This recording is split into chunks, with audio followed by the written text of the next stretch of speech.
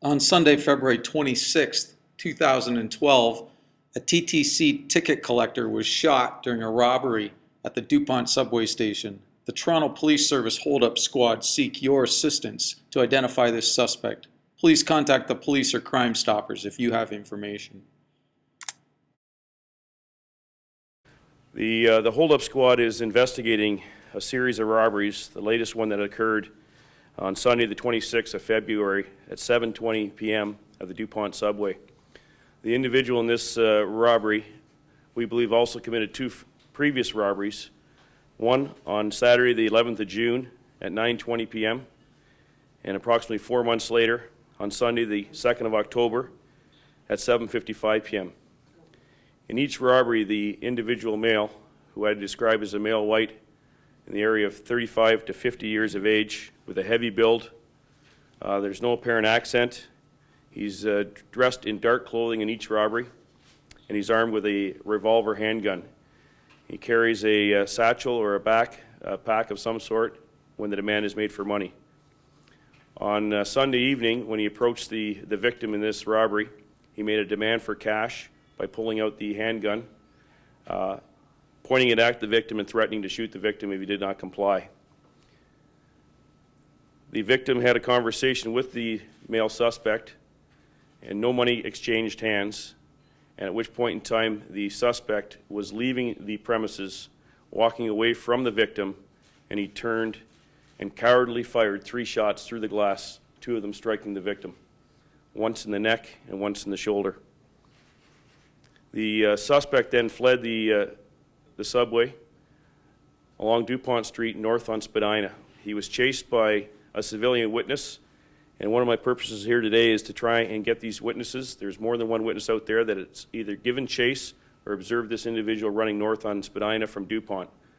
We need these individuals to come forward and to call the hold-up squad so we can interview these people so they can provide better descriptions, direction of travel on this case. At this point in time, my understanding is the victim is stable, he's been operated on, and he should make a good recovery. Again, we're looking for the public's assistance. They can call Crime Stoppers or call the hold-up squad at 808-7350 with any information whatsoever on this case. Can you tell us about the pictures that we're looking at, when these pictures were taken and what's going on in them? The picture, the one picture that is taken right there that you're seeing happen on the 11th of June, he's wearing a medical mask over his face, a light blue medical mask over his face, disguising it. He's pointing a handgun at the collector and making a demand for cash. That's this from the 11th of June with the medical mask and the ball cap, dark clothing. That one there is from the 2nd of October. He's wearing a full-face balaclava, similar to the one that he was wearing on Sunday, the 26th of February. Again, he's pointing a revolver handgun at the victim and making a demand for cash. In the first 2 robberies, there was no injuries, and the suspect fled with a small amount of cash. How much? Don't disclose that. So what do you think he started in the subway? I don't know. I don't know. It's something that puzzles us because this is the only collector booth that he's robbed, and each time is approximately 4 months between each robbery. And he's wearing similar clothing and armed with the same handgun. So just to be clear, the 2 previous robberies were at the same station? Same station. Was it the same collector? Not to my knowledge, no. It was the same booth? Same booth. This is the Dupont Spadina. And again, approximately 4 months apart. We have no other robberies that we can attribute this suspect to. And there was no violence other than the threat of violence in the first 2 robberies until Sunday's robbery where this person committed this cowardly act of firing these guns. Sorry to interrupt you. Can you speak to, you may have mentioned, I'm not sure if I heard you, accomplices? Are we looking at other people in terms of getaway? We have no information that there's anyone else involved in this robbery. We have, in at least 2 of the robberies, the individual is seen going north on Spadina on foot from the scene. And on Sunday evening, he was actually chased by a citizen who observed what was taking place and we're looking for that citizen to come forward so we can interview him.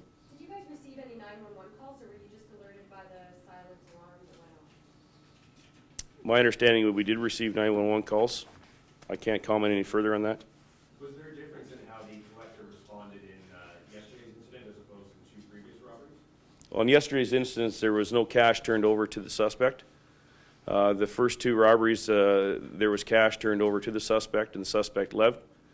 This one here, I've watched the video. They're still working on it at IDENT, but the suspect is actually leaving, and he turns several feet away from the collector's booth when he turns and unprovoked fires the gun through the glass at the collector. So he shot it through the glass, shot the collector through the glass. Yes. Do you know if the collector flat out refused to hand over money, or what circumstances led to no cash being handed over? I'm not going to comment on that. Is there usable video or stills from yesterday's event? The stills that I've seen so far are very similar to what you're looking at here.